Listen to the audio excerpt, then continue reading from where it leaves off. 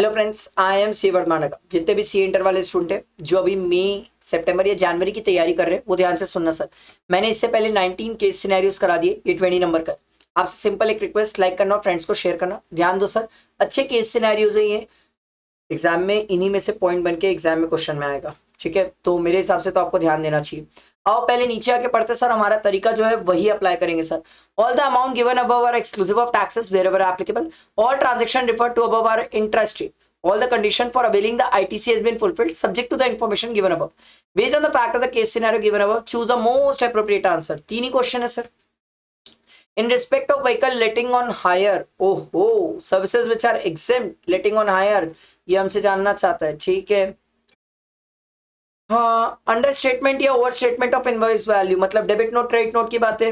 ठीक है, और which of the following statement is correct in respect of supply of goods amounted to rupees 8,40,000 received by the firm which are taxable under reverse charge। ठीक है, चलो ध्यान देते हैं, ऊपर पढ़ना स्टार्ट करते हैं। Aditi and company, a partnership firm registered under GST, is undertaking various government projects. The firm has let out on hire the following vehicles।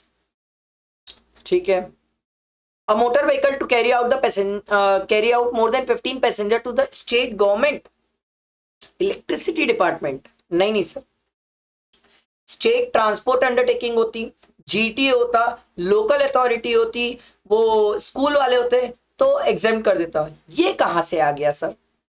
ये नहीं है सर, ये पढ़ा ही नहीं है। Electric operated vehicle to carry more than 12 passengers to local municipal corporation, ये exempt है, ये जरूर एग्जाम्प्ट है। Electrically operated vehicle to carry up to 12 passenger, more than 12 होना चाहिए सर, अप टू 12 नहीं चलेगा।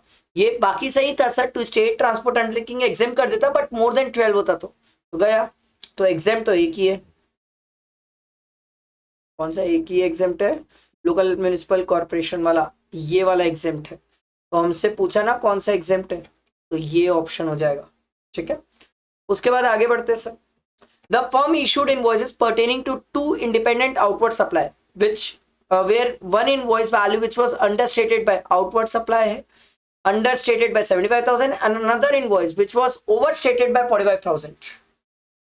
मैंने आउटवर्ड सप्लाई किया, 75,000 सामने वाले से कम लिया, मेरे को पैसा लेना है तो डेबिट नोट, देना है वापस तो क्रेडिट नोट। तो 75,000 के लिए डेबिट नोट, 75 के लिए डेबिट नोट, 45 के लिए credit note, first and fourth. समझ आई बात? आगे बढ़ते हैं। The firm received certain supply of goods amounted to rupees 8,40,000 from a registered person on which tax was payable under reverse charge basis। Okay।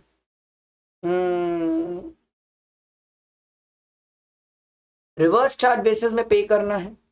तो ये बोला sir, which of the following statement is correct in respect of the supply of goods amounted to rupees 8,40,000 receive by the firm which वो are taxable under reverse charge. अगर reverse charge में है तो firm को क्या issue करना पड़ेगा? Payment voucher. Yes sir, जिस टाइम फर्म पेमेंट करेगी उसी टाइम उसको पेमेंट वाउचर इशू करना पड़ेगा सर। डिलीवरी चलान तो ही नहीं सकता, रिवर्स चार्ज है, रिसीव वाउचर की बात ही नहीं है सर, पेमेंट करने की बात है। ये बकवास है। आ रहा है समझ? तो पहला तो ये हो जाएगा आपका ए।